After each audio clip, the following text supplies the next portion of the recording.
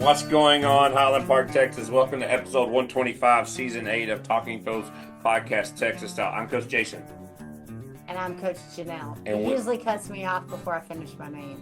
And we are throws coaches with the track club, the Thorn Factory. He is not patient. Oh, wait, and you can go to the website, thethornfactory.com, to check out our bios. If you're a young thrower or a parent looking for lessons for your young thrower, whether it's in person, online, or video assessment, we can do that for you. If you're in the greater West Texas area, we have a coach out there. If you're around the Wichita Falls area, we have Coach Keaton up there. We have a new javelin coach, Coach Kendall. So if you're a multi-athlete or a youth looking to do the turbo javelin, we have a coach that fits your need, our Coach Jarvis, east at the Thorn Factory in the greater West Mesquite area. Also, too, at the website, you'll find a link for Michelle Gregovich, for fourthrows.com, and for Fiber Sports Discus. We want to thank our sponsors for season 8. Without them, we can't do what we do. Stuart Cantor, Texas Track and Field Coaches Association. Anything you need to know about track and field in the state of Texas, that's the site to go to. He's preparing for the Winter Clinic in 2025. There's meets already being posted for 2025. I see where Texas Relays has just posted the meet dates. It's at the last weekend in March in 2025. I think March 26th. So March 26th, 27th, and 28th, I believe. So go to the website to confirm that. Fourthrows.com, quality implements priced right. Use the code TalkingThose10 to get that 10% off.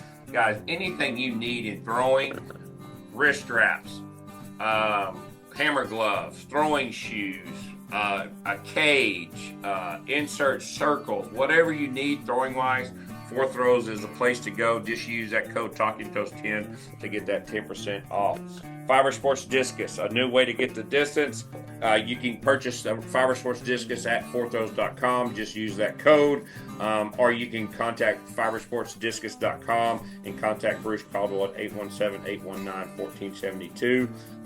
If you're a high school coach looking to do a meet and you want that meet to be ran efficiently and those results to be posted quickly, reach out to Carl Hornback at ntxtiming.com. They are doing live results. Let NTX Timing get those posted up so your meet can run smoothly and people want to come back to that meet.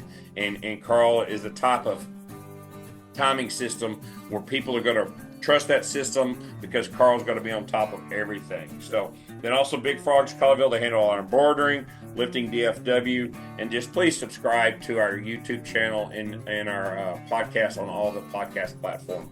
Today's guest on episode 125 is currently department chair for English at SMU.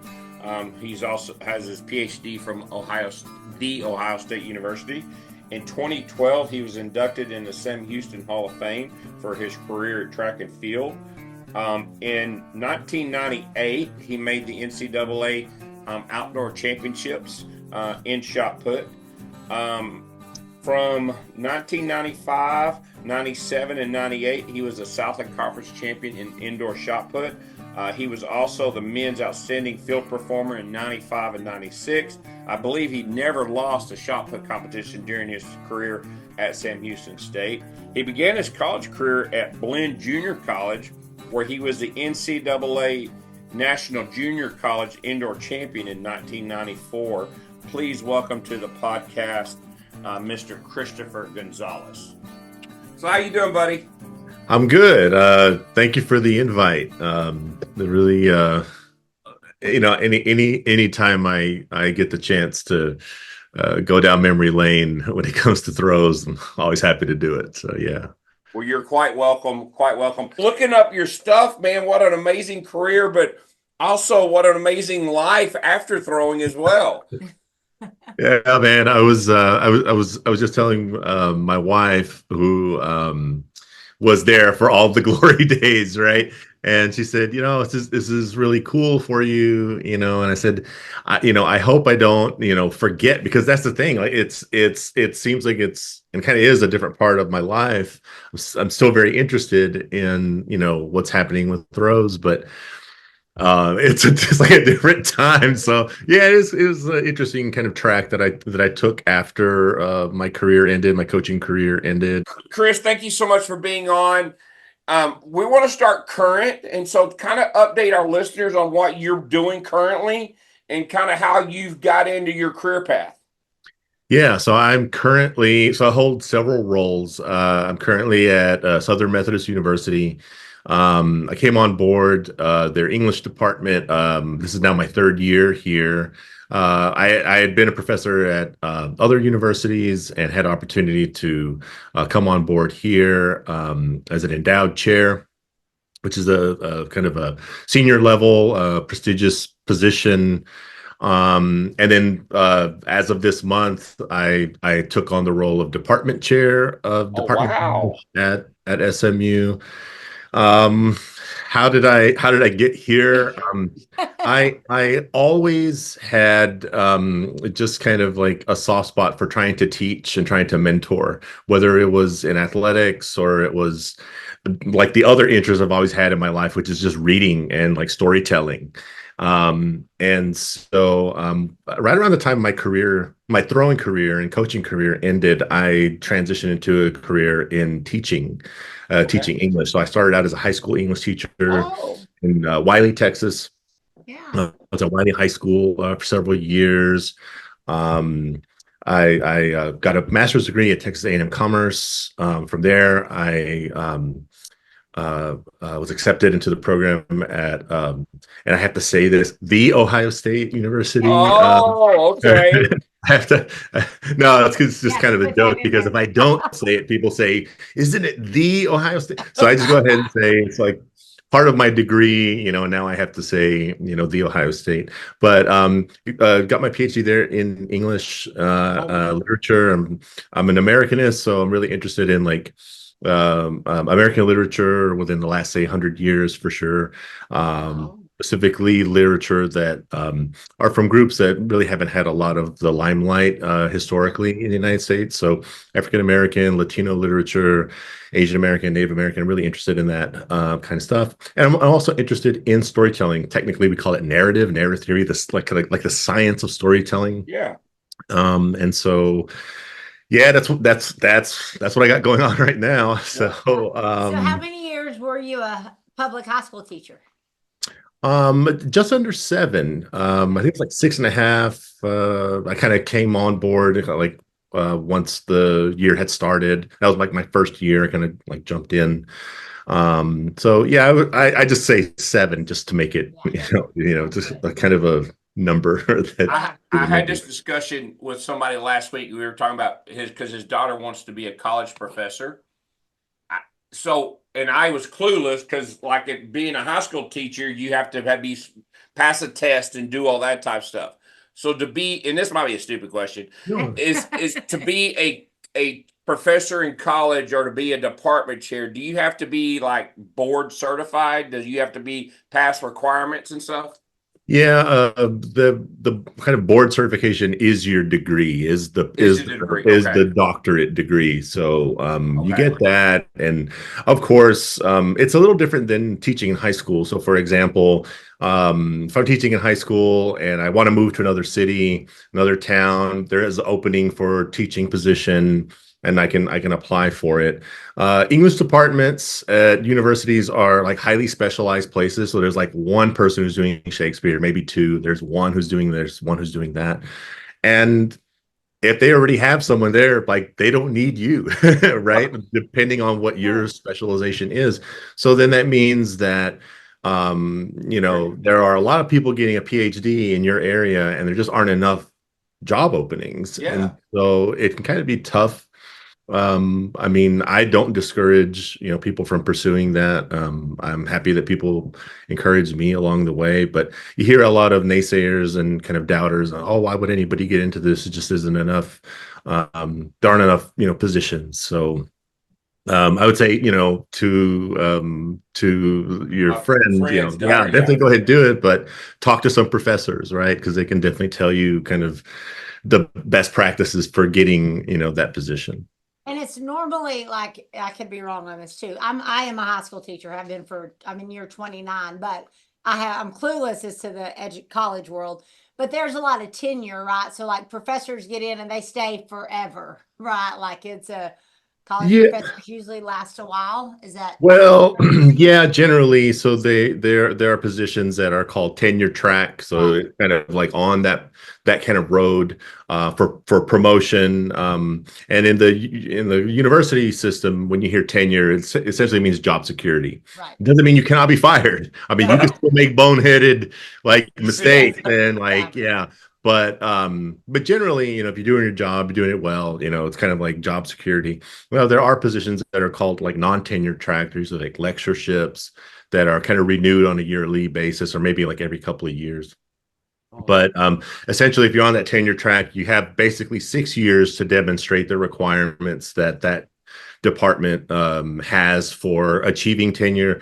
In the discipline of English, it's usually one book that's in your area that's published by a reputable press, a university press, and then you go to that's assistant. You go to associate, means that you're tenured, right? And so to get to full professor, you usually have to publish another book, Oh, and wow. they kind of top out at full professor, and then there are other like prestigious opportunities, distinguished professor, endowed chair, which basically means like some outside donor donated a lot of money to fund my position, basically. So Oh, wow. it's kind of a That's prestigious interesting. thing. I had no clue. Yeah, that me Yeah. neither. So And we so both have college education, so I yeah. Oh, had no it's clue. it's a yeah, Yeah, it's okay. Kind of you're its own probably the world. smartest person we've ever had on. Yeah, well, Oh, well, that's also the other thing, intelligence and like, degrees aren't always kind of correlated, right. but yeah, Well, no, I mean, I yeah. think you are the first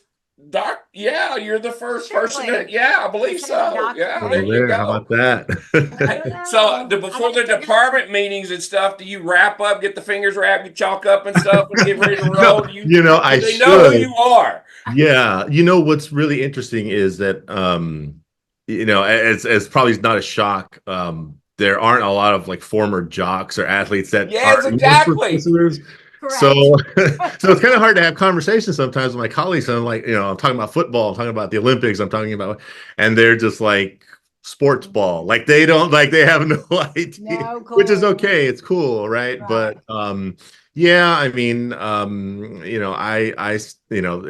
that's not all. There are certainly some professors who have, interest in athletics and things like that. But I do remind my colleagues every once in a while that I had a life before academics, that, Before I was an English I had done professor. different Is things and all that. Was this kind of the plan? Was this you were coaching and stuff? Did you just kind of all of a sudden think I'm going to go get my doctorate at the Ohio State University and dude, you're at SMU now? Yeah, yeah. No, I mean, there was a time that I know there's no way I would have even tried to apply to go to SMU or to even try to, because I couldn't afford it, or Yeah. I maybe my academics weren't kind of where they were to get in. So it was definitely not the plan. I did feel like I had interest in teaching or mentoring or coaching. I knew that. And I always had, as I said, I always had this weird kind of like thing that I like to do, which is I was just very interested in storytelling, whether it was on the screen or whether it was reading. And so I thought, well, can I merge these two? I honestly thought I not just, but that I would be an English teacher for the rest of my Yeah. career. Yeah. The only reason I pursued a graduate degree is I had some colleagues at Wiley who already had a master's degree. And I thought, oh, well, a master's degree will help me be a better teacher. Now I know it's not necessarily the case, but that's what I thought.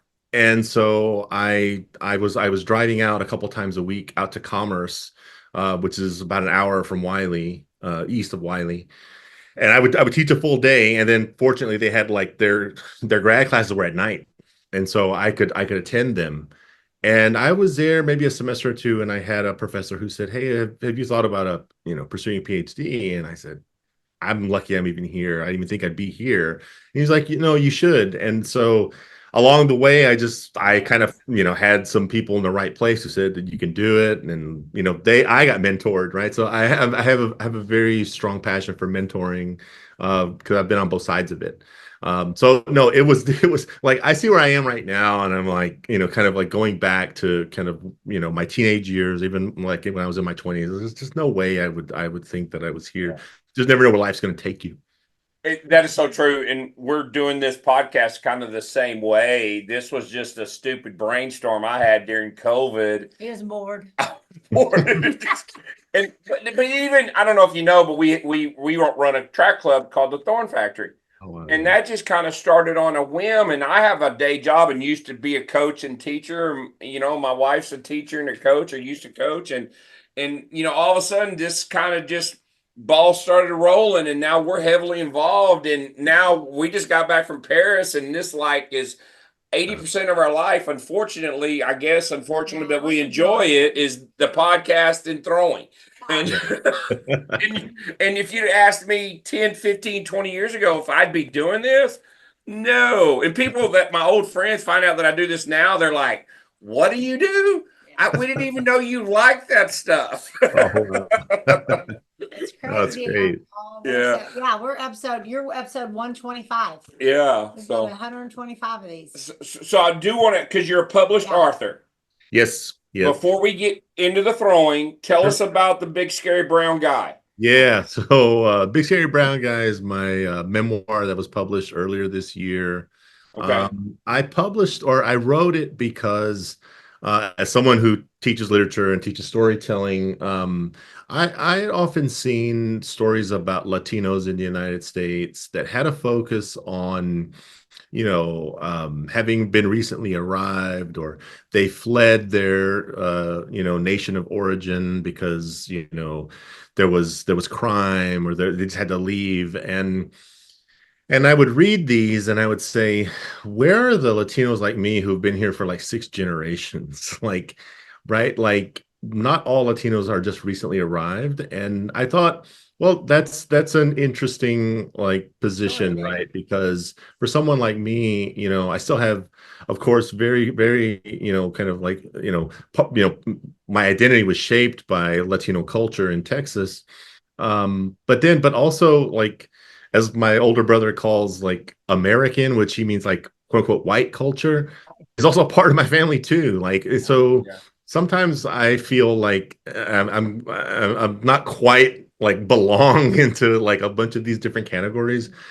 But I also felt like it was an opportunity to talk about just my experience, right? And then my very kind of strange and in some ways kind of troubled family, right? And my family dynamic. So I decided to write that, and it's been well received. I've given some readings. It's been pretty interesting. I use a lot of humor, but sometimes I become the professor, right? And talk about that. But interesting, there are several chapters where I talk about the earliest kind of interactions with the shot put and discus. Oh, really? Okay. And so there's a sequence there that talks about my older brother, who was a shot putter, discus thrower in high school, and he fit the part. He was like 6'4", 315 in the 9th grade. I was not that big at the time, and so I thought it's for big guys. I wasn't really a big guy at the time, and so I kind of talk about how I kind of learned that, and how that kind of put me on a trajectory to go to college and do it. Now, what my memoir with this, people have encouraged me to write another memoir, but what I didn't really have room for is my college years. So I think that will be the next memoir that I write, and it'll be heavily about shot putting and discus throwing. Oh, yeah. wow. Look forward to that. Yeah. Dude, if we make a movie, Matthew McConaughey is John Tipton. I want it right there. All right. Yeah. No, let's do it. Let's do it. And then Woody Harrelson is Chris Crowley. That's good. I love it. I love it. For sure. But yeah. So that may be of interest to some folks. Where can you purchase it? Can you purchase it off Amazon or where? Yeah. So you can go to Amazon, any online kind of bookseller, you can find it. Okay. Of course, under Christopher. So Christopher Gonzales. Okay. And my ironic title, right? Big Scary Brown Guy, because and it's funny, people who know me and say, you're not scary. Why? But it's part of it is that, like, the first impression of someone, right? You're like, you kind of fit a stereotype before you even open your mouth. You're like putting people on edge. So I titled it that because that could potentially be a first impression. If someone sees me, doesn't know me, they see me, walking across campus at night, right? It was just because we've been trained by stereotypes and like storytelling to kind of react unconsciously to certain people. And but I started out as this little boy in West Texas. You know what I mean? So anyway, yeah. So that's why the oil derricks are on the covers of West Texas. Your Yes, family yes, worked in the oil yes, field. exactly. I asked my cover designer, who his name is Jason Gonzales. He's no relation. There's a lot of Gonzaleses out there, as you probably know. It's like I always say, it's like Latino John Smith. It's just like a very common name now. And so I said to him, I was like, I'm from a place that's very flat. It's like you can't like draw mountains and like it's not scenic in that way. It's scenic and impressive because it's so flat.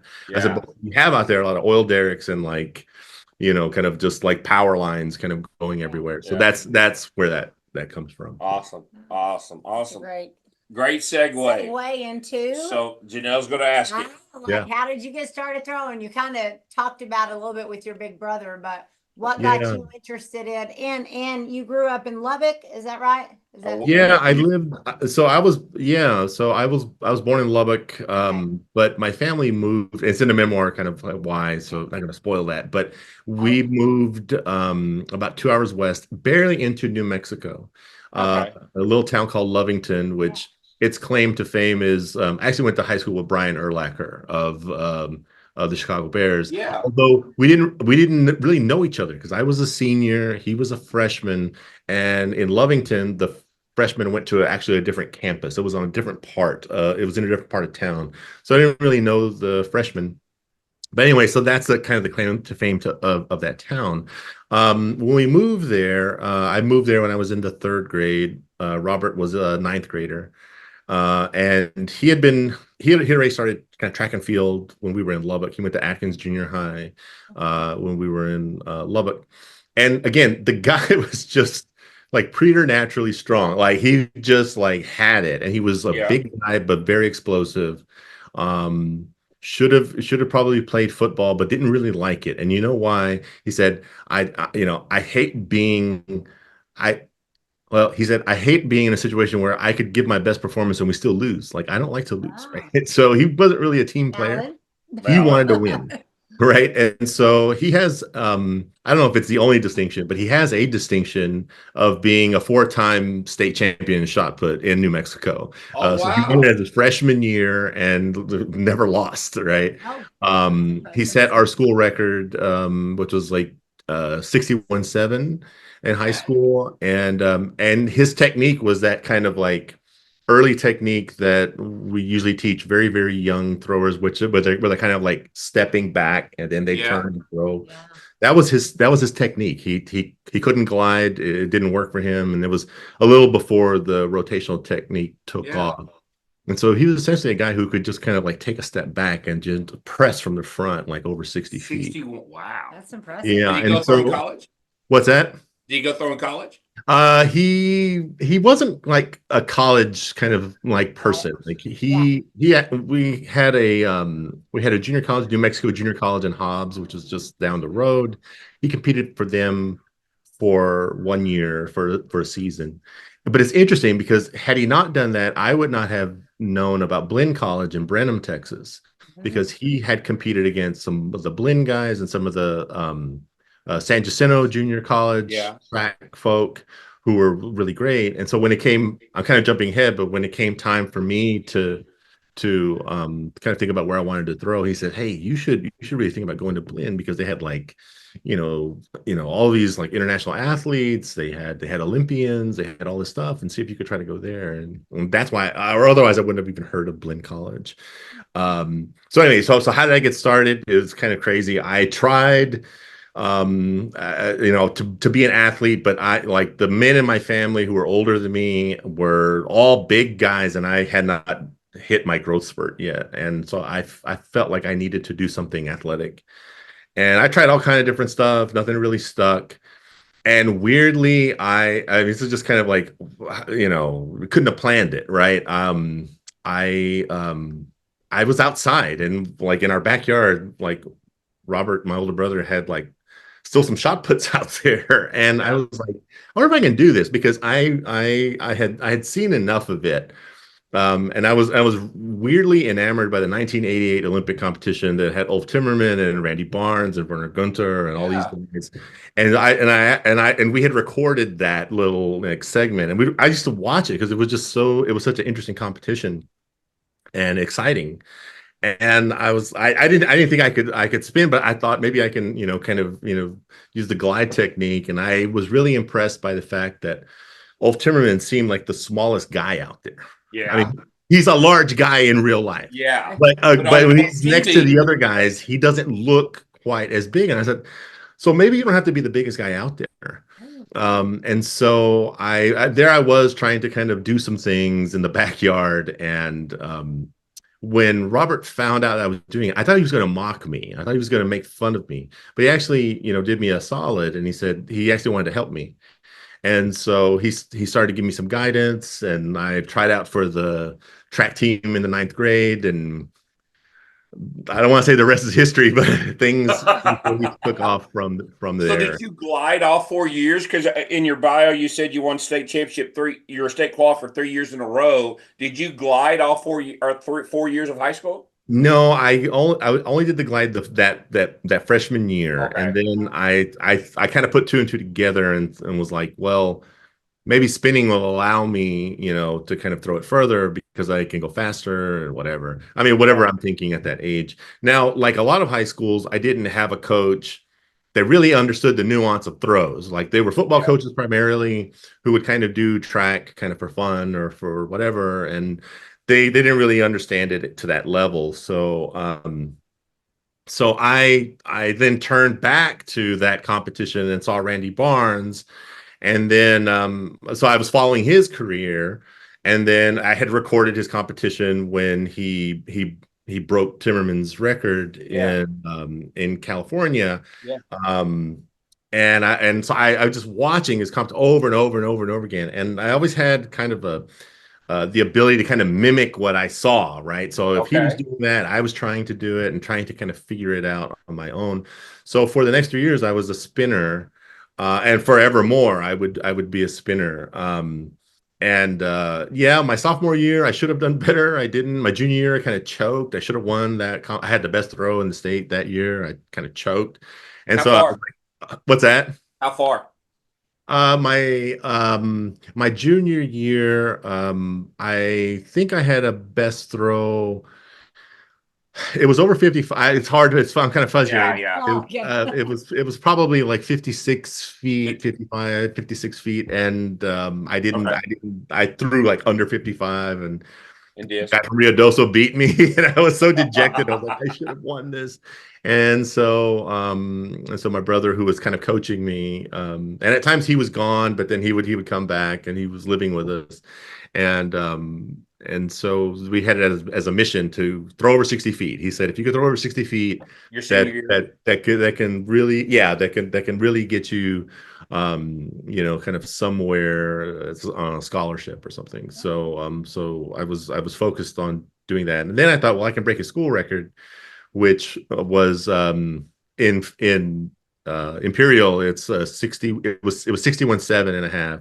Yeah. My furthest high school throw was 61.11 and a half. So I broke Awesome. the record, set my district record that's still there, and I just missed the state record for that classification, which was just over 62 feet. And I had one that was further than that. And of course, it's the old story. It was out of the sector. But anyway, but yeah, that was it. I was always, I was really enamored with that technique because it's so, as you know, it's so complicated. It has so many moving parts. So many things can go wrong.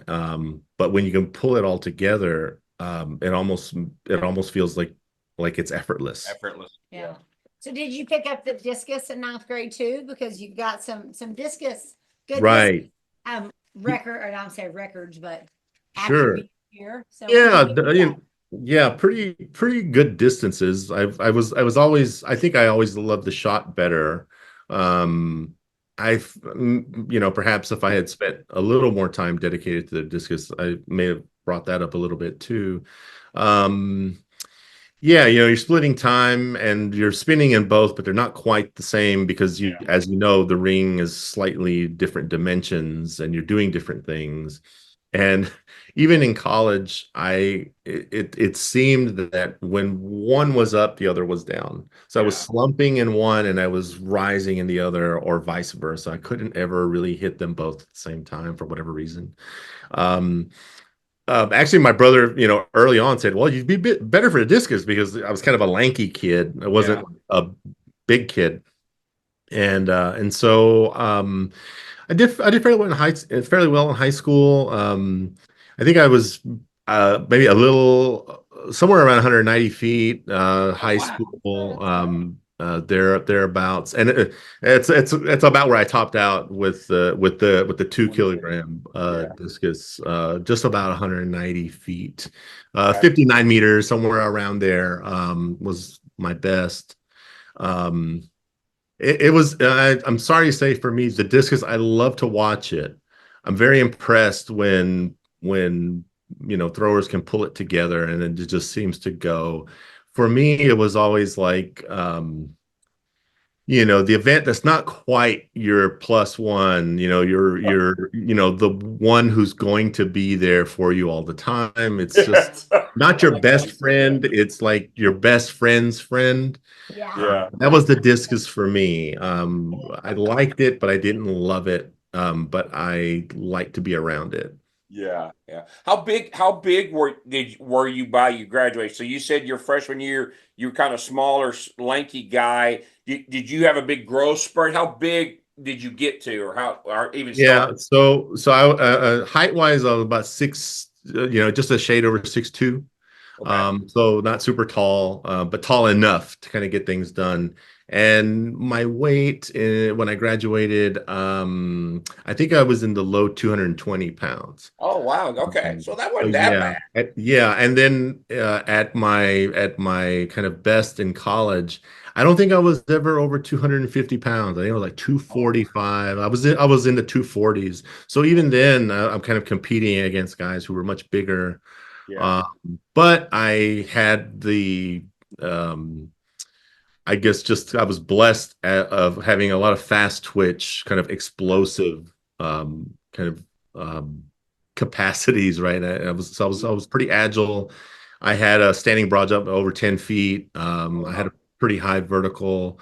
And so, even kind of going forward, I always kind of thought about young throwers, depending, hopefully, for a boy, if they're at 6 feet or a little over, the ability to kind of dunk a basketball really is helpful for determining if they can be a really good thrower.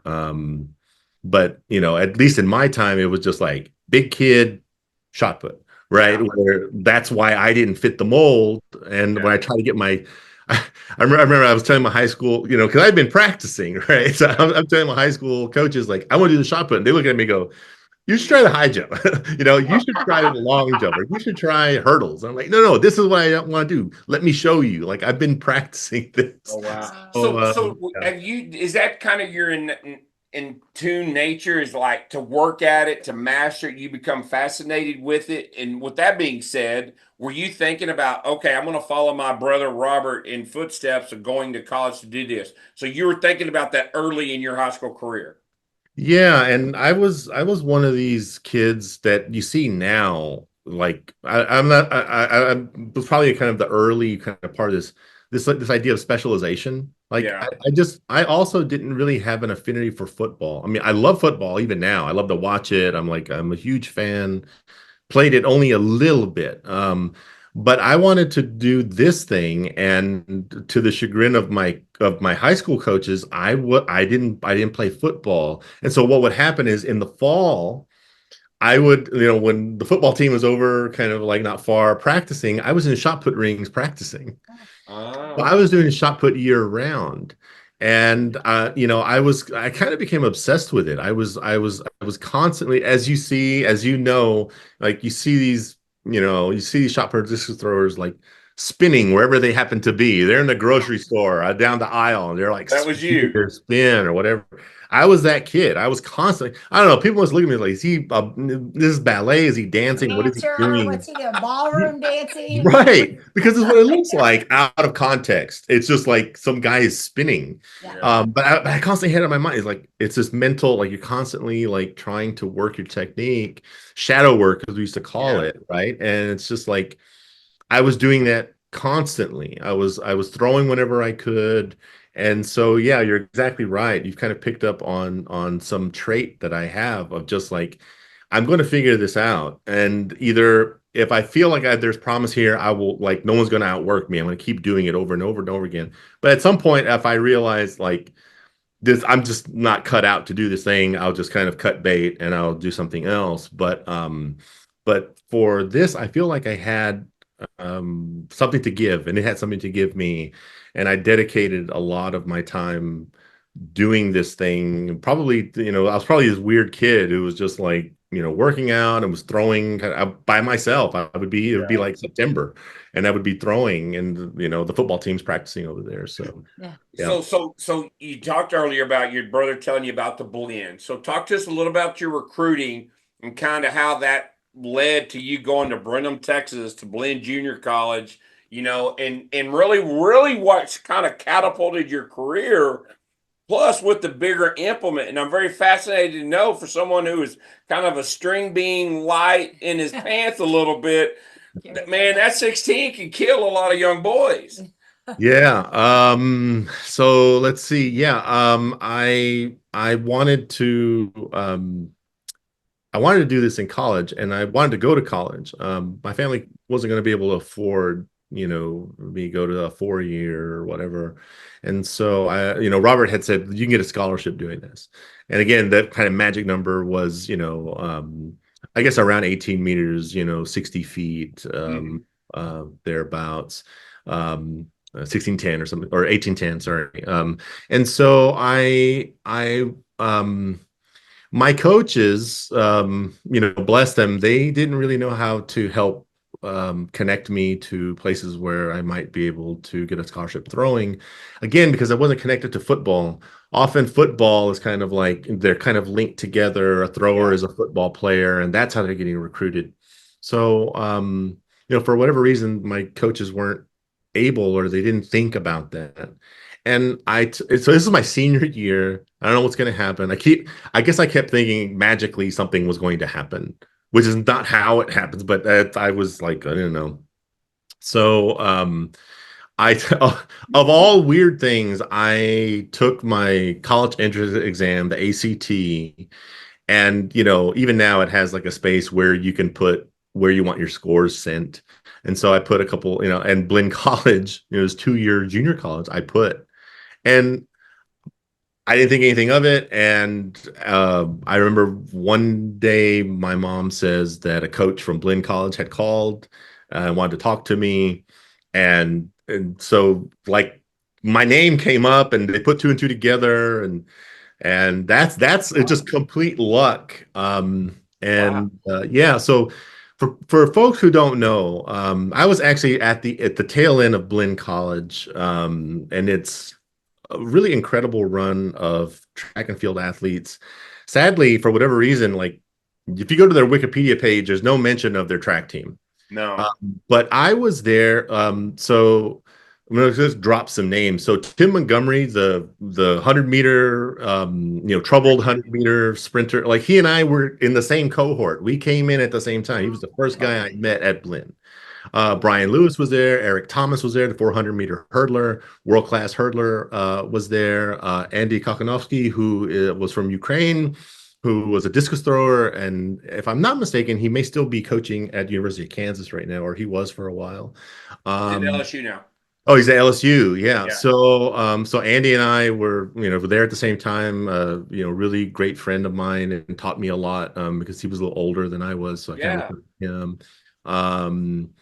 James Beckford, the silver medalist, 1996 long jump. Carl Lewis beat him on the last jump, or he would have won. James Beckford, he's from Jamaica. He and I were same cohort there.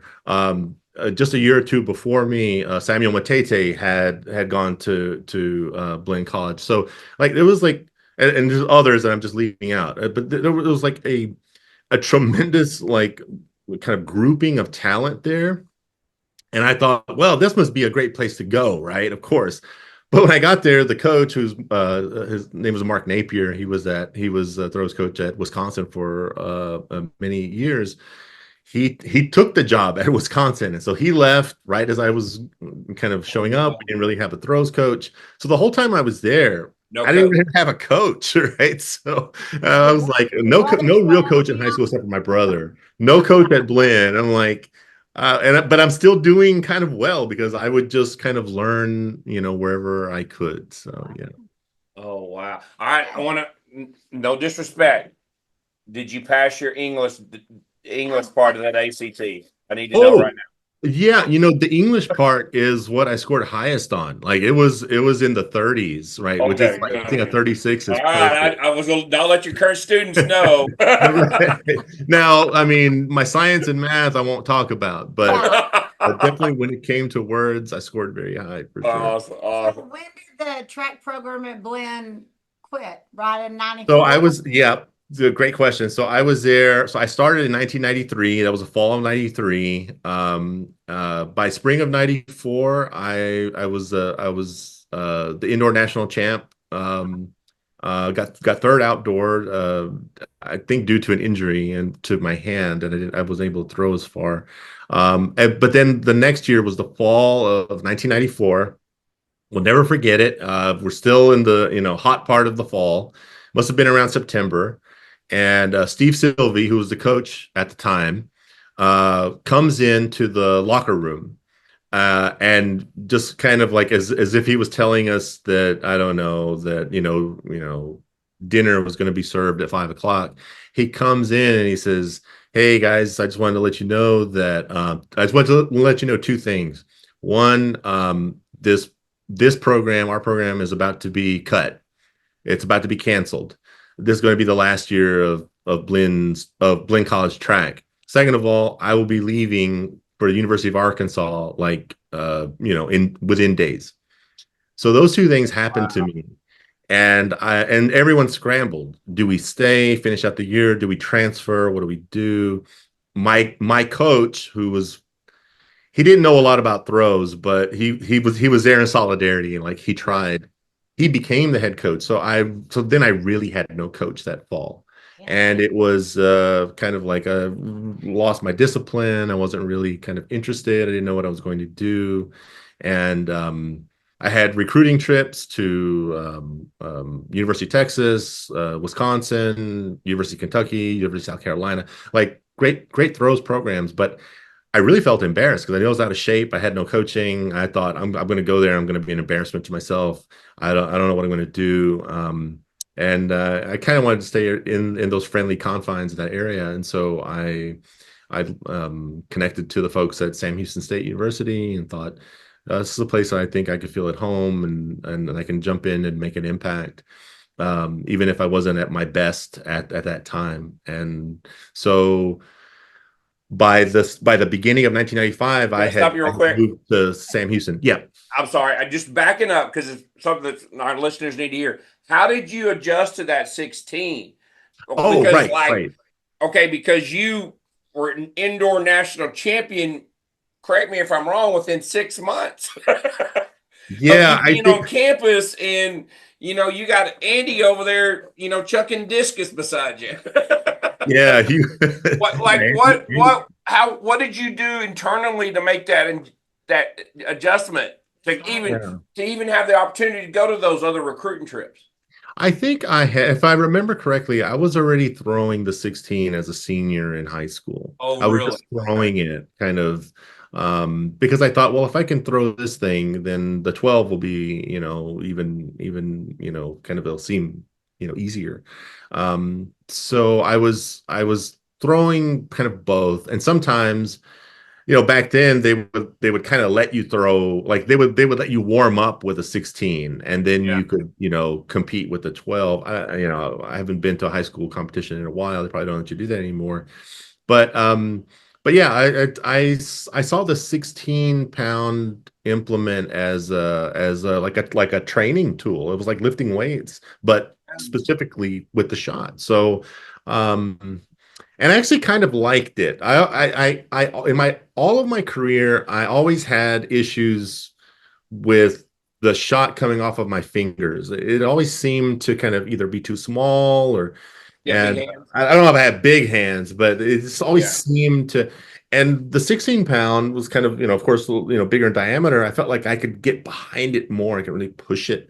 And so I always kind of liked the 16, even when I was a senior in high school. But yeah, so I think indoor I threw and I can't remember the metric right now, but like I think that indoor competition I threw right around 57 feet.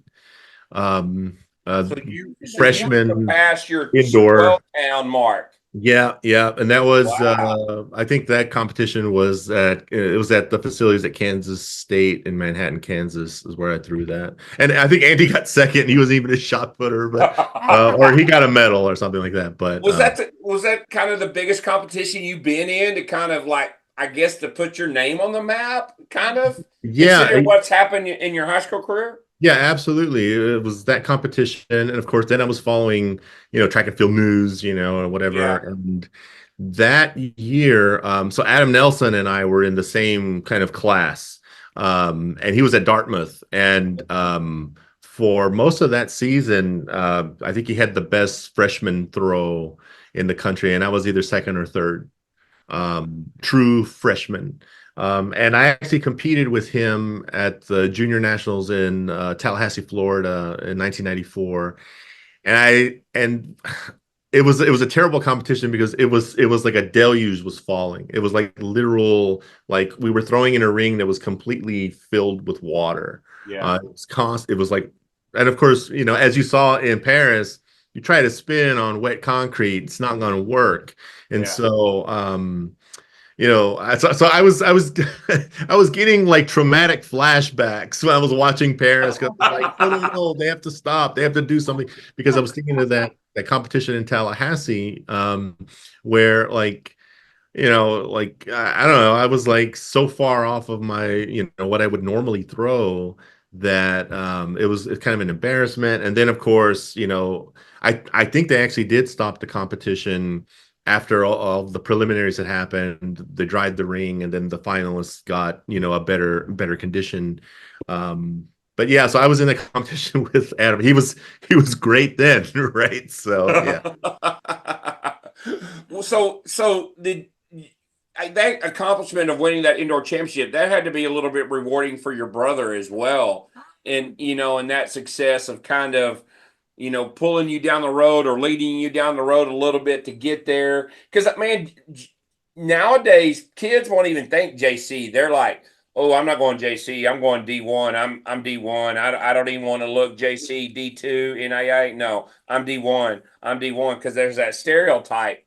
Yeah. But you, on the other hand, is a really good example of, like, even in high school, you're like, I'm going junior college, and look what junior college did for you to catapult you, career further. Yeah. Just thinking, So what if you didn't win that indoor championship? yeah. Wow. My thoughts are going a lot of different, areas, based on what you just said, Jason. So first of all, I'll say, my brother and I talk about it. Here we're two old timers, kind of sitting around talking about glory days. But we both kind of marvel and say, he was really instrumental in my whole career, my whole, like, Yeah. everything that happened to me after high school. Like, I went to Blinn, I met my wife there, right? We have our two daughters, because it's just like there's so many things that happened because I went there. You couldn't have known that. But strangely for me, like, what's ironic now is that I'm like this academic, and I'm doing all this stuff. That time I wasn't thinking academics. I mean, obviously, because I was like, I want to throw, and I want to throw better, and I think if I go to this place, I'm gonna really learn something. And ultimately, it was something that served me well, was when I compete, when I practiced, lived with, competed for basically a year and a half around all of these guys who were from different nations, Yeah. different cultures. They had international experience. Like I learned how to be psychologically tough and compete because I was practicing with them every day, and I would see how they handled pressure. I would see what had allowed them to be so great before they'd even come to Blinn. So where I may have fallen short on like getting actual kind of coaching, what I really got, like the education that I got was learning how to be an athlete and be a competitive winning athlete from all Yeah. of the kind of international and top level athletes that I was with. Wow. Like like all of us had like we were like top 5 in the nation, or we had gone to Golden West and won, or we had gone to like or they competed at the World Championship. Like it was like an all-star roster, and I'm just this kid from New Mexico, kind of the border of New Mexico, Texas, and I'm like, I'm here. And I was just like a sponge learning how to kind of psychologically be tough. And that served me in good stead when I was at Sam Houston. Oh, for sure. Just off the subject, have y'all ever got back together like a reunion? I'm just curious. I stay in touch with Coach Sylvie. He's a really interesting man and coach. He's had a very interesting career. Okay. And he's been in a lot of different places. And often when he, on Facebook, it'll tell you when so and so's birthday is or whatever. And every once in a while he'll chime in and he'll say, happy birthday, champ. You know what I mean? It's because I was a national champ under him that indoor season in particular. But no, I mean I mean we like my roommate when I was at Blinn and I are like we text each other daily. So some of us are still kind of Good. a part of it. Others of us have kind of gone their own ways. And what's truly sad, and it's something that I like to do, I just haven't got around to doing it. I keep hoping someone else will do it. Is to like record or to like on Wikipedia kind of like talk about those Blinn track teams because it was really fascinating. And when that program closed, we were on ESPN. So if you look at like ESPN stories from like the fall of 94 into 95, like they were like ESPN was out there. And like the reason that we were given is that Blinn College had too many like men's sports and not enough women's sports, Yeah. right? So it was a Title IX issue. However, it might have been easier to just add a women's track team rather than to remove the men's track team. And so, I was just a kid, but I had heard that there was this kind of fractious relationship between the the president of that college and Coach Sylvie. The president who had been there was President Schwartz, he was a real huge supporter of the program. And when he retired, another president took over and apparently wasn't very keen on some of the things that Coach Sylvie was about. And just as like his first act, like he was like, I'm cutting this program. So we were the casualties of that.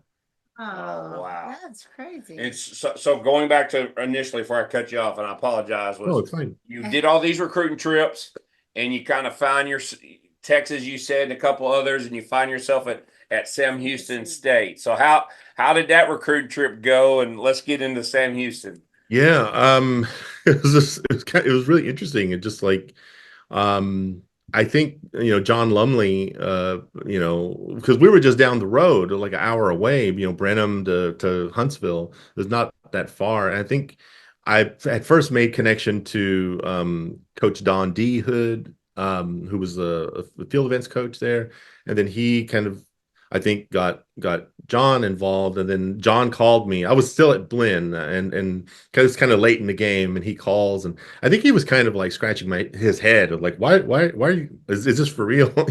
I said, yeah, I have to get out of here, but there are other places I can go, but I for a lot of reasons, I really wasn't comfortable going to because I thought I was going to flame out because I had for a couple months I hadn't really done much because I didn't have a coach. I was just like, do I even want to do this? And so So, Coach Lumley was really gracious and excited about the opportunity. So, the winter break happens. Now it's January. I'm at Sam Houston. I'm like trying to figure out. I show up to a team that has already in progress, and they must have been like, "Who is this guy?" Yeah. Right. So it was hard for me to connect to some of the folks because, they had already bonded, and they didn't care who Blinn was and what it was and whatever. And so early on, I kind of had a hard time connecting to everybody because I was clearly seen as an outsider who hadn't gone through everything they had gone through. Yeah. And which is fine. I had to kind of earn my place there. Of course, the throwers saw me, pretty frequently, and they kind of, brought me into their fold, and they saw that I was, even though I wasn't in the best shape, I was still pretty good, as it turns out. And so I remember our indoor conference championship was in Fort Worth. It was at the Will Rogers kind of complex there. And the way they set it up back then, or just for that conference meet, I don't know why, the shot put was like one of the last things. Shot put's never the last thing in a conference. It's like, when is it? For whatever reason, it was on the last day. It was kind of late in the day when it was getting started, and we had the fortune of throwing inside the track. So everyone was like watching us, and everyone was watching because Sam Houston wasn't in the running for the championship then, but there were a couple of teams that were just like a couple points away from each other who was going to win the team championship. And so that competition is really kind of like started my kind of like minor legend there in the Southland Conference because as it turned out, one of my Blinn buddies was at Southwest Texas. His name was Frederick Mack. He was from Sweden, and he was a really good discus thrower and a pretty good shot putter. And so we were competing our competition, and we were going back and forth, and it was really cool.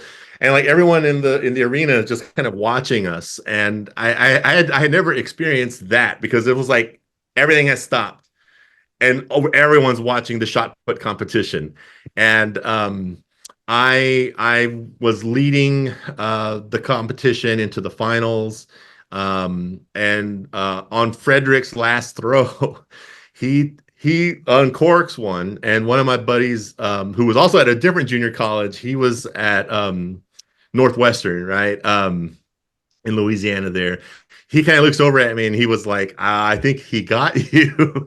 And I was prepared to take second. Like I was like, okay, best guy won. And he celebrates, because they're like measuring, he celebrates. And then like all the Southwest Texas folks just like erupt because they've won the championship, right? And so I'm walking over because I'm a good sport. So I'm walking over to Fred because he was also we were good friends at Blinn. I go over to shake his hand, and I see there's a conversation happening at the ring.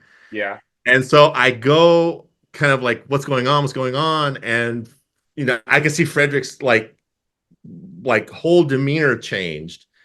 And I said, congrats, right? And he was like, no, he's like, I think you won. And I said, and so the judge was trying to explain to Frederick that Frederick was a centimeter short of my throw.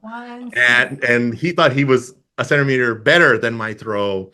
And so he was trying to explain it to him. It was like what happened with the gymnastics where they're like, oh, who won the third place? Yeah. And so it was just like, and so the judge turns to me and he says, you've won. And I turned and I looked at all of Sam Houston athletes, and I said, and they just erupted. They were so excited.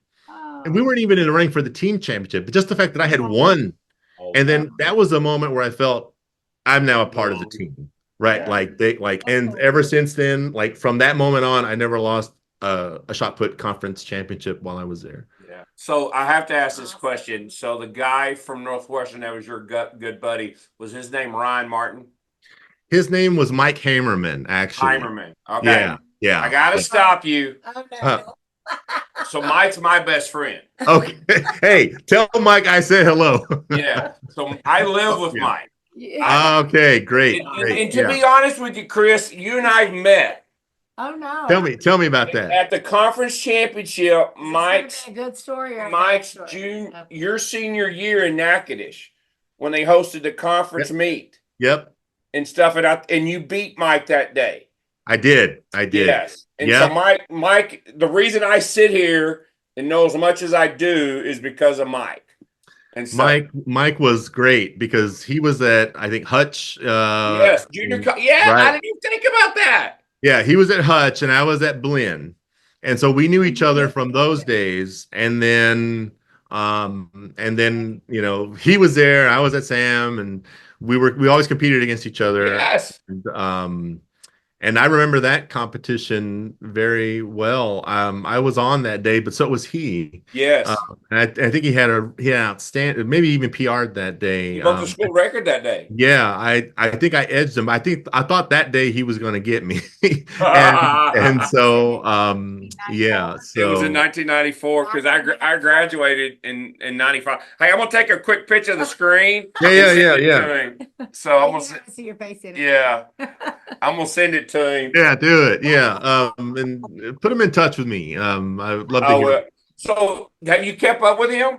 No, see, that's the thing. Like, I'm done with track. I'm moving on. Yeah, Mike was a good friend. And you know, interestingly, when my time at Sam Houston State was really interesting because all of the conference throwers, shot putters especially, but discus as well, in the conference and for the men, we seem to be like brothers. like we would cheer each other on. We would kind of want the best for each other. If someone hit a big throw, we were excited and we were going to try to top it. Yeah.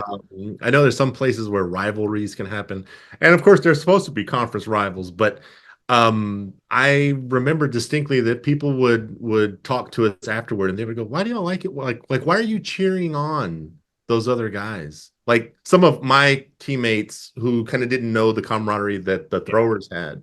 And I said, well, because we're always like, we're in the trenches and this is what we do. And we want each other to do the best that we can. So that was a really fond aspect of being at Sam Houston, is that not only did I have, my comrades, on my team in the conference, we were really there for each other, and Mike's a good example of that. Yeah, and let's be clear, y'all dominated for the 3 years after. You kind of led that. You said it. Y'all didn't have a really good team, but like right after that year, y'all started getting better and better, and just overall track and field. My last conference would have been, I guess, 1998. I think we came up maybe even half a point short of the championship, team championship. Yeah. And it's tough, but I always had that, like, well, I won my events, so I won the shot, I won the discus, I did my part, but what happens is like, oh, where could we have gotten one more point and whatever. But right, so like from 1995 to 1998. Sam Houston really made kind of quantum leaps in the quality of our track athletes, and John Lumley's been very kind. He has said kind of on Facebook before, like when he talks about that surge of like what Sam Houston did in track, he says, I always start with Chris Gonzales, like we got Chris, and then things really started to kind of go from there. So I'll always be blessed to be a part of that. Do you look back, because I'm looking at your Hall of Fame picture when you were inducted in 2012, and you were 3-time indoor champion, 3-time outdoor champion. You were the Southland Male Outstanding Performer for 96 to 98. You're just like, wow. And coming from a guy who was Coach Bry's brother, and then coached yourself, dude, like, can we talk technique? Because I want to know. I want to know how you think and how you felt the throw, because if you self-taught yourself and kind of watch Randy Barnes, I want to kind of know kind of what you felt like you had to do, to move a ball at a guy that was 220, 245. Yeah. Throwing the shot even now fascinates me, and I love to see like Krauser and Kovacs and all those throwers, particularly on the men's side, but in the women as well. I guess I can just relate more to the men because I know what that implement feels like, and I referenced it before, like you have a big throw when it almost feels like you didn't even really try, and it Yeah. just like goes right. And so, if we're talking technique, over time, I learned to be patient out of the back. I mean, we always talk about it, but what does that actually feel like, right? Because we can be really amped, especially in the moment, and we start going too fast out of the back, and then things kind of like get out of sequence. So, part of throwing, I think, the shot very well is learning to be patient until it's time to be like you're exploding, like it's and that's what's really hard in like a short span of time, perhaps unlike any other track and field event, is that you have to go from so patient, so quiet, so still to a moment of like reckless abandon, like in a moment's notice. And so it seems to be like a contradiction there. So over time, I started to learn my body. I started to learn kind of what can I do with what I have, and kind of thinking on the kind of like what it was like to kind of throw. It was always just kind of like be patient, really, until right before the moment where my left foot blocks, right, where like that moment, trying to stay back and then block at the same time. It seems like it's a rubber band being stretched, right? It's Mm-hmm. like you're here, but your left leg is like getting ready to block, and you're in Mm-hmm. that double support phase, and then everything is coming, like everything is lifting from the ground, kind of Mm-hmm. like in reverse order. So it's like feet, legs, calves, knees, hip. It's just kind of like unwinding. And what I was always trying to do was just like squeeze the shot as hard as I could. Like I was consciously like pushing it against my neck as hard as I could. And I would remind myself that when I would hit the center of the ring, I would squeeze it even harder. Right. So I would kind of tense there, and then kind of just I tried as much as possible. It's like a contradiction. You're like throwing, but you're not throwing, right? Yes. So you're like your body's going, but the shot's still here. And you're just trying to kind of let everything else go until you can no longer hold it. And then all of that force that you've generated suddenly makes a 16-pound shot feel like it's 2 pounds. And then it's just like your arm is doing kind of the last thing there. So yeah, that's how I remember it. It's kind of like you're like living a contradiction. Be patient, be reckless. Be patient, be reckless. And like when you can figure that out and you can get the right sequence, it'll go. Yeah, that's Dude, true. I asked you that for two reasons.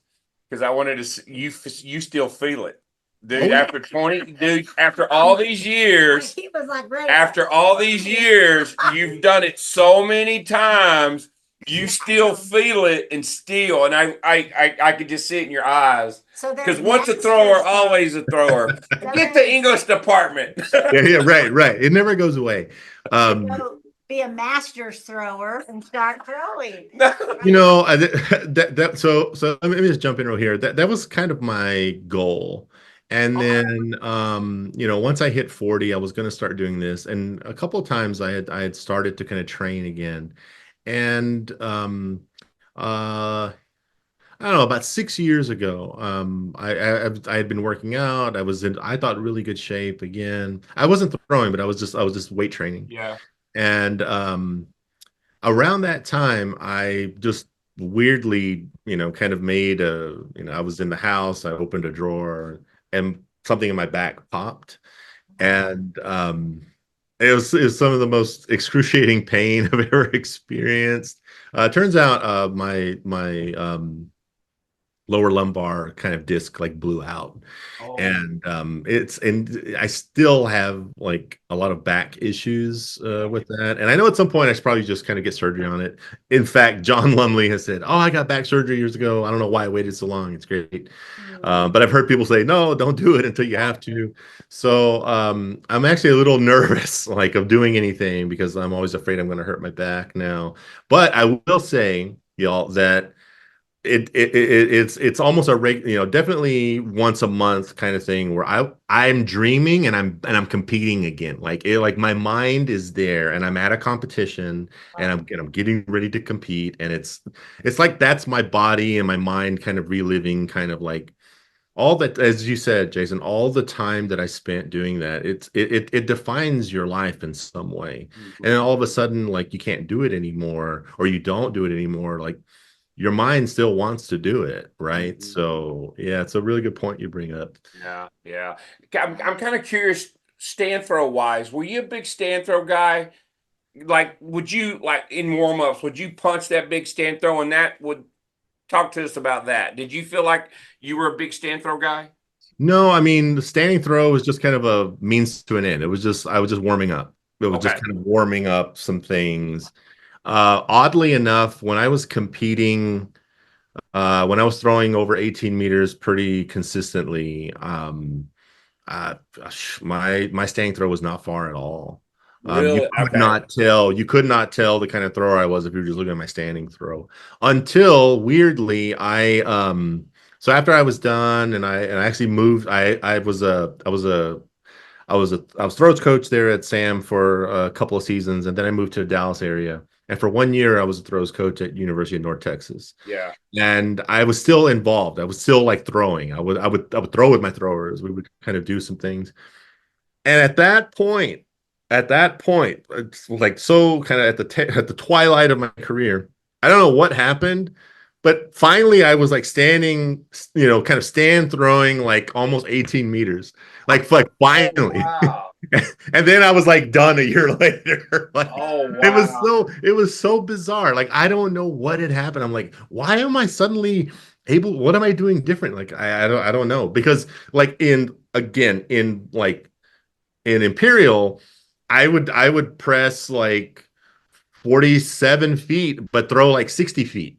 Hmm. I would always have like a 12-foot improvement from kind of standing to full throw. Yeah. Um, so yeah, I was never someone. What I like to do in warm up is I would do this kind of half spin where I was kind of like I would put my kind of my right foot in the In the middle. center Yeah. of the ring and just kind of turn and throw. I used to like to do that a lot more than just the static standing throw. That really okay, gotcha. So going back because you mentioned the coaching, but I do want to go back to your Hall of Fame induction.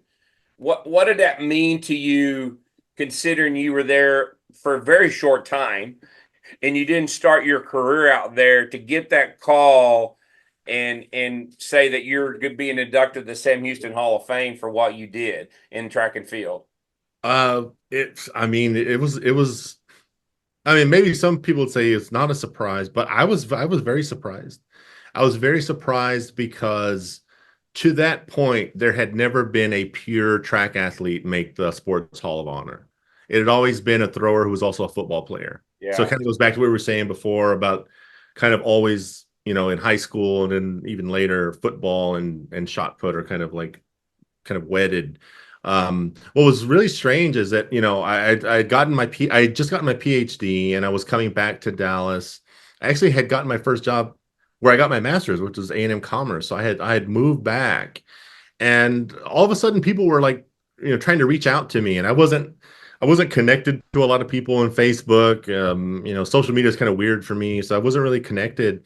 And I can't remember who it was now who reached out and said, "Hey, kind of like you did. Like, are you this person?" And like, yeah, that's me, because there's a lot of Chris Gonzalez out there. I mean, just Yeah. Google and it's like there's a Chris Gonzalez who's done everything, and good and bad. And then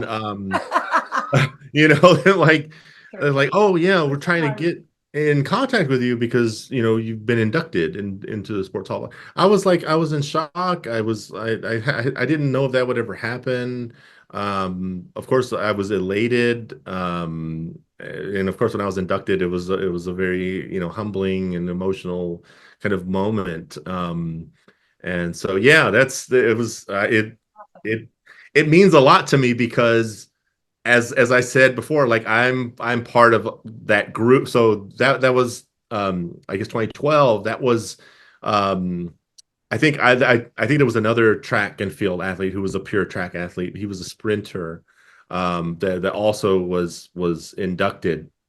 But before that, there was no track. And from what I understood is that people who were voting were like, not, they were kind of like, well, track athlete, and they're like, no, no, look what this guy did, right? Yeah. So it kind of opened the door, kind of opened eyes to like, hey, track and field is like a really important thing for our school to honor. So Oh wow. So did you try to do US championships or think about doing the trials or anything like getting at the end of your career? Because you went to coaching and we're going to talk about that, but like let's finish the throwing part. Did you think about the trials or US championships or anything? yeah, always. So 1998 was, I went to NCAA championships that year. It was in Buffalo, New York, probably the worst place to have a track and field competition. If you've ever been to Buffalo, at almost at any time of the year, because of the Niagara Great Falls. Lakes in the area, it was really strange weather. Yeah.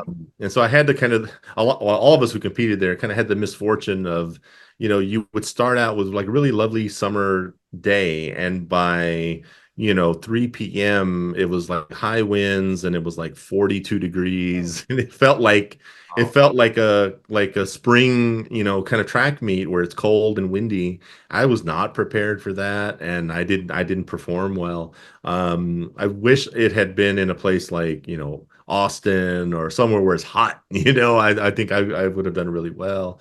But right after that, of course I made the mistake of like, oh, there will be plenty of opportunities. I think I had qualified because of my distance, and I was like, oh no. I actually got married in July, so we got married, and I said, oh, we're gonna get married. I still have time to do it, and then yeah. it was probably a tactical error because then I got busy, kind of coaching, and I kind of lost some of that mojo that you need to be competing. So you're like competing, but you're also the coach. You can't do both, and it's probably an error on my part, but it is what it is. I really enjoyed my years of coaching and had some great experiences doing that. Yeah. Yeah. So Talk about that. How'd you get into the coaching? so was it, Right yeah, on. like did Yeah. you think about like I'm gonna coach? Did coach come to you and Yeah. say, hey, I need a throws coach? Right. I thought what I would have liked, and at some points in my career, kind of later, I did have some coaching. So of course I had mentioned, Don D. Hood was my field events coach at Sam Houston, and then he took the head coaching job at Southwest Texas, and then I was coached by a man named Mike Letzum, who was my coach through my last couple of years at Sam Houston, and I really appreciated him. I really learned a lot from him, just in general, not just how to be an athlete, but how to be a man and how to be disciplined and how to um almost like kind of grow up, and he was very instrumental there. And then, because of that, I thought, well, that, I like to pay that forward, like to help people out, I like to help my throwers. And when you're the senior, kind of like, I don't know how to say this, but when you're like the best thrower on the squad, you kind of have a leadership role, Yeah. right? And at times I had not taken that leadership role. I was like, oh, I know I can win. I'm not going to work as hard, and it was actually Coach Ledson. I still remember, he like pulled me to the side and he read me the right act, and he had every right to do that, because what I didn't realize was people were looking at me, and if I wasn't doing it and I was the best, or I was the thrower who was throwing the farthest, maybe not the best, but what does that say to everyone else? Why should people respect me? You know what I mean? So it really changed my mindset, and it took some time to kind of establish again like why people should listen to me, and I tried to help wherever I could. And so when I became coach, I was coaching some of my former teammates, Oh, okay. which is a really interesting situation because they still see you as a teammate, but now you're telling them, you know, this, and so sometimes it makes for some kind of uncomfortable situations, but we worked through it. And, but I was, it was very pleasurable. It was very exciting to help former teammates, you know, win championships and things like that. So yeah, that's how I led into that. Yeah. Coaching. And then from there, you did that for 2 years and went into North Texas. So were you at this time? Were you thinking like this is might be the career path if the throwing doesn't work out by coming up Uh, that you didn't? yeah, I thought so, but you know, my wife and I moved up here being the Dallas area. Yeah. We moved up here, you know, she had a job. We had both recently graduated. She had a job, I didn't. Right. And so we moved up here. I didn't have a position. And I thought, well, you know, I can be a substitute English teacher for a while and kind of see what's going to come up. I didn't really have a plan. My wife, Ginger, was a special ed teacher at the time. So she had her job. She was working at Wiley, you know, school district, and we were living not far from Wiley. We weren't living in Wiley. We weren't living too far. And then I got a call from I believe it was Greg Hinsey who was the head coach after John Lumley at Sam Houston. And he said, "Hey, good friend of mine, you know, might be calling you." And it was the opportunity at North Texas, and so you know, I took that position, but I was driving like an hour or more back and forth, and it was just a kind of a strange thing. I didn't know if I was going to keep doing it. I did it for 1 year, and I should also say this was so I just taken that position, and then like a week, maybe like a month later, 9/11 happened. So it was just a strange time for everybody. And so maybe if I had the job before I moved up and I had lived closer, and I would have been more of a part of it. But you know, I was toying with, do I want a career in track and field, or do I want a career in like teaching, in like the classroom, and it was the classroom that won out. Sure. We have to ask this to close this full circle. Your brother, Robert, what's he doing nowadays and how's he doing? Yeah, I mean, he's doing well, you know. I Okay. mean, we all get older, right? Yeah. Robert, he still lives out in kind of on the western edge of Texas, but we still talk throws, you know, and he's one of these guys that, because most of his experience was in the high school, kind of high school glory days. He would talk about, you know, kind of that. And, but he was not a technician by any stretch, right? So, you know, when we start talking about technique, it's not personal experience from his point of view, but he understands it because he was my coach for, you know, those high school years. And so it's interesting because we were watching this last competition, and I said, you know, so Robert's money was like, hey, Leo Fabry's going to have this huge throw. He's like, he's already thrown, you know, 23 meters. It's going to be big. It's going to be a great competition. He's going to push Ryan. And I said, nah, I don't know. I think, you know, Ryan is kind of just, he's otherworldly, and like he's going to have a really bad day to like not win. And so, you know, we're in two different places and we're commenting as we're watching it, and I'm like, hey, I watched the qualifying, you know, Fabry's hitting big stuff, but his footwork is just chaotic at the end. I said, I don't think it's going to happen for him until he cleans that up. And sure enough, you know, then it started to rain and it was over. Like Fabry had no shot, no pun intended. But that was a great competition, and you know, so Robert and I still talk. You know, we still kind of talk shop and all that stuff. But for better or worse, it's in our rearview mirror personally. Just Wow. you know, because it's so, you know, I think about this, y'all. I think about I didn't realize everything that I did, what it was, what debt I was incurring for my future body. You know, lifting hard, not lifting correctly, lifting recklessly, throwing recklessly. For me, for whatever reason, my lower back was kind of the center of any trauma that I had throwing, because, and as you can see why. I mean, everything's going through kind of that central part of your core.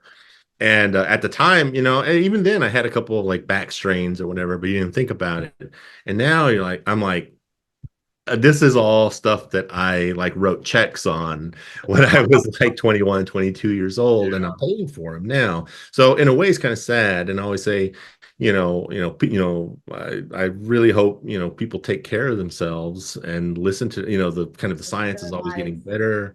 They're kind of listening to their bodies better now. Throwing the shot put is totally counterintuitive. You think the biggest, strongest person is going to throw the first, and it's not, right? So like, what it takes to do well in the discus as well, any of the throws, right? Like it is a full body experience, and each throwing implement requires certain levels of flexibility, power, strength. It's all kind of like different levels, but it requires all of them. We're essentially cannons that are like shooting cannonballs out, Yeah. right? And it's like Krauser's like the largest cannon we've ever had. Like he's great analogy. He's just putting it out there, and it's like, will someone else come along? Like I love Joe Kovacs. I think he's great.